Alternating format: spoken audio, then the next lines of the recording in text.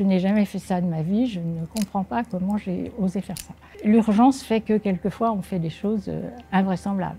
Je suis médecin bénévole à l'association Petit Prince depuis à peu près une dizaine d'années. Et parmi tous les rêves que j'ai faits, celui qui m'a, moi, le plus frappée, c'est un jeune garçon d'une quinzaine d'années qui a demandé, son seul rêve était d'aller voir le pape. Il menait sa vie avec ses copains. Je pense que peut-être il était heureux de leur montrer que lui qui avait été malade pendant longtemps allait pouvoir faire quelque chose d'un peu extraordinaire.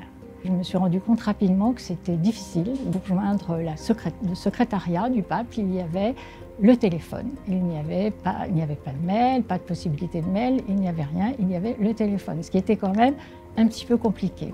Ils ont été très, très heureux finalement de nous aider à permettre à un enfant malade d'aller voir le pape. Donc après, ça a été relativement facile. Et nous voilà partis donc avec la maman, sauf que moi, je n'avais pas les billets. La secrétaire du pape m'avait dit qu'elle me donnerait les billets le matin. J'étais censée la retrouver à 7 h.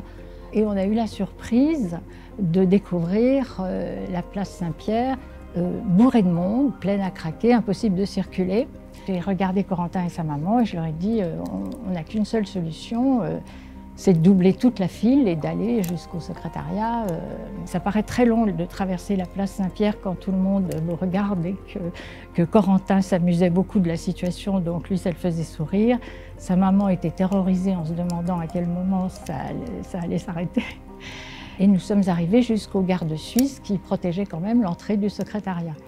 J'ai pris Corentin d'un côté, sa maman de l'autre, et je leur ai dit, quoi qu'il arrive, vous me suivez. J'ai regardé le moment où les gardes suisses vérifiaient les papiers des gens qui entraient, et je suis passée sans rien demander à personne, et j'ai enfilé l'entrée du secrétariat en passant là aussi devant toute la queue qui était dans le secrétariat. Nous voilà partis sur la place où toutes les chaises étaient installées, et au bout d'un moment, Corentin me dit, écoute, là, je ne me sens pas bien, je pense que je vais me trouver mal.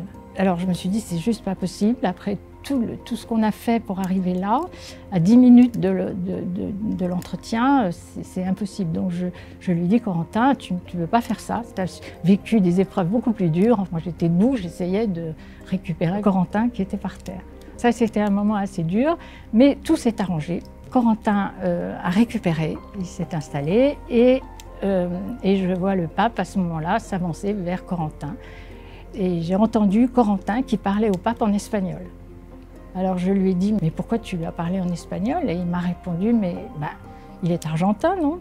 Et ils ont eu pendant un moment une petite conversation en espagnol. Il a posé plein de questions sur ses rêves, ce qu'il avait fait, et sa vie aussi. Je dois dire que Corentin répondait en français, là après, mais avec une aisance, avec une assurance, finalement que peut-être seul un gamin qui a vécu des années très très difficiles peut avoir acquis. Et ça a été magique. La maman, je me suis retournée discrètement, elle pleurait.